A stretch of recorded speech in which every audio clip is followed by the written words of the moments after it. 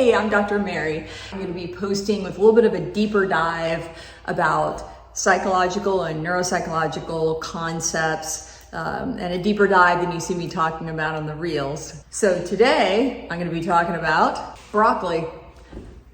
Okay, this is kind of a fun one, but love is like broccoli. And here's the reason that I talk about love being like broccoli.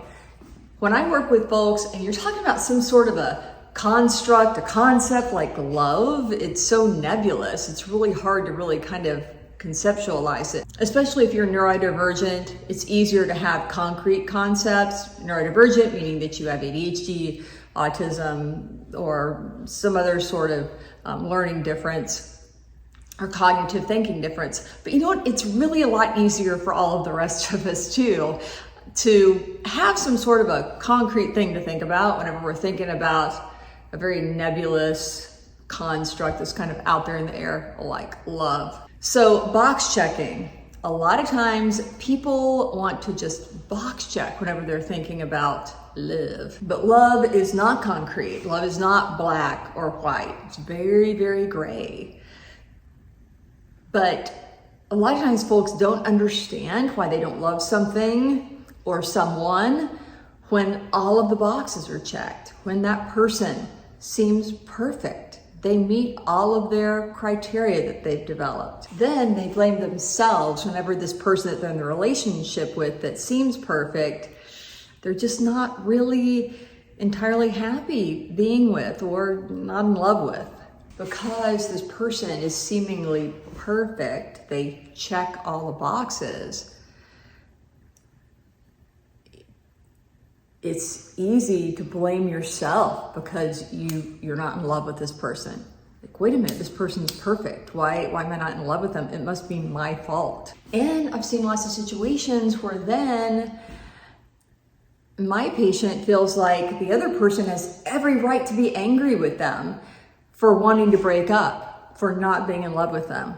When you're a black and white person in a gray world, it's a lot easier to understand things with black and white or very concrete examples. Once again, broccoli. Broccoli checks all the boxes. It's chock full of vitamins and it's an antioxidant. It's a beautiful green color. It's a vegetable. We all know that those are supposed to be good for us. We're supposed to be getting lots and lots of those. But I just don't love broccoli. I'm sorry, broccoli. Just don't love it. Broccoli checks all the boxes, every one of them. I can't make myself love broccoli. I've tried to love broccoli. I like it best when it's hidden in other dishes and doesn't really taste like itself. But if I like broccoli when it's not itself, that's not really fair to broccoli, is it? I should love broccoli for broccoli. But I don't love broccoli for broccoli. And it's time that I just got to admit that to myself. And when we admit to ourselves a lot of times that we're in a relationship that we're just not loving, gosh, that's so hard. So in other words, it doesn't matter if broccoli checks all the boxes. I can't make myself love it. But it's not my fault that I don't love broccoli. It doesn't make me a bad person. Just like in relationships that don't work out, nobody has to be to blame. We just need to move on and find a good fit. Someone that's good for us that we do love.